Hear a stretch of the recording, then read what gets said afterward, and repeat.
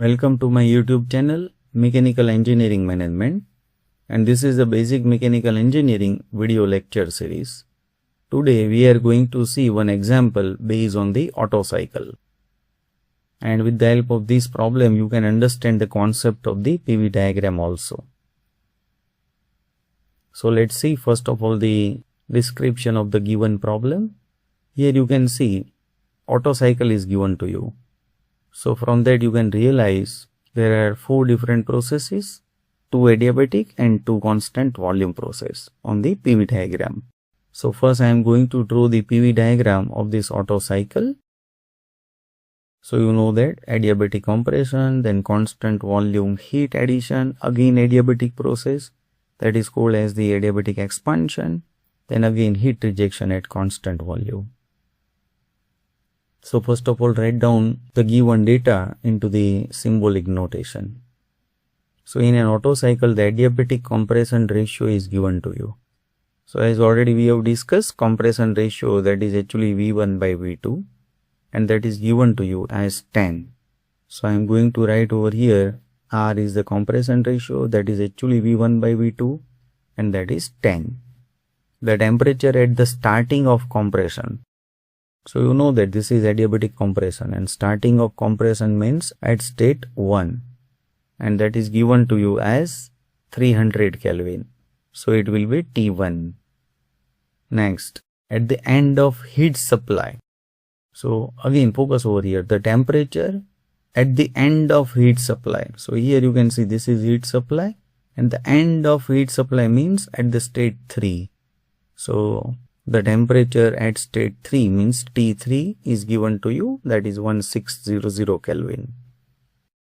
Assume adiabatic index means gamma is 1.4 and specific heat 0.717 kilojoule per kg Kelvin.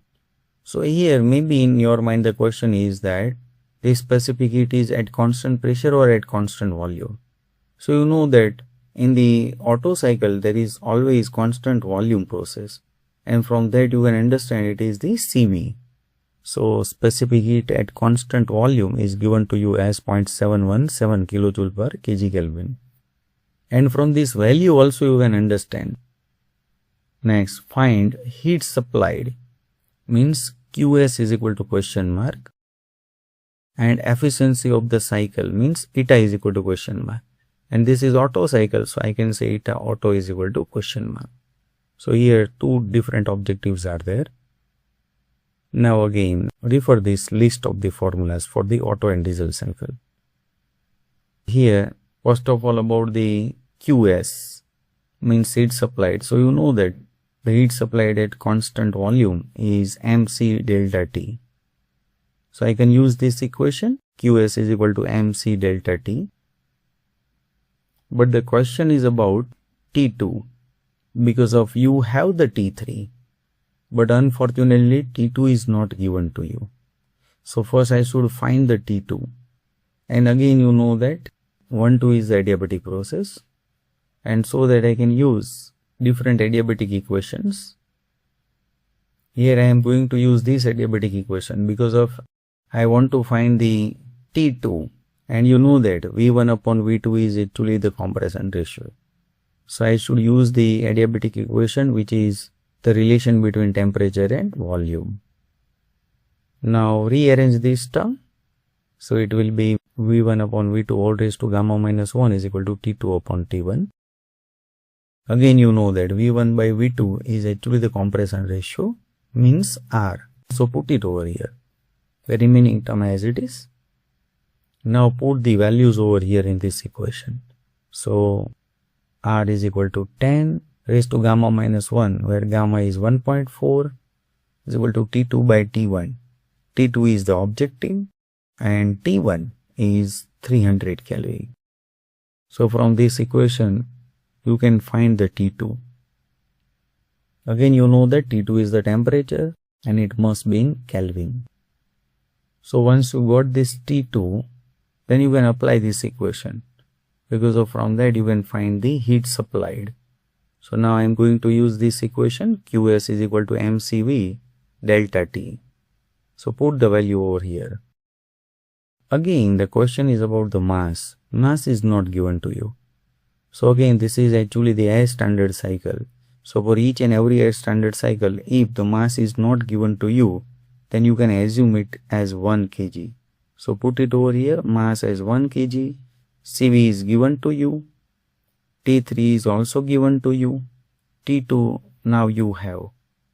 So simplify it so that you will get the Q as, that is 606.89. Again, the unit. So you know that Q means heat energy. So it is actually the form of energy. So it must be joule or kilojoule. But here you know that Cv is in kilojoule. So it must be in kilojoule. So this is your first answer, QS. So make a box. Now the question is about this second objective. Again, you know that efficiency of the Otto cycle is 1 minus 1 upon R raised to gamma minus 1. Here, R means compression ratio is given to you directly. So simple, you can use this equation and from that you can find the efficiency of Otto cycle. So now I am going to apply this efficiency equation. Put the value over here. So 1 minus R is 10, gamma is 1.4. First simplify this term. So you will get 1 upon 10 raised to 0.4. Now simplify the whole term, then you will get 0.6018. Again, you know that efficiency is always in percentage. So multiplied by 100. So that you will get the efficiency as 60.18%. So this is your second answer, efficiency of Otto cycle. So make a box. Thanks my dear friend for watching this video. Kindly like, share and subscribe.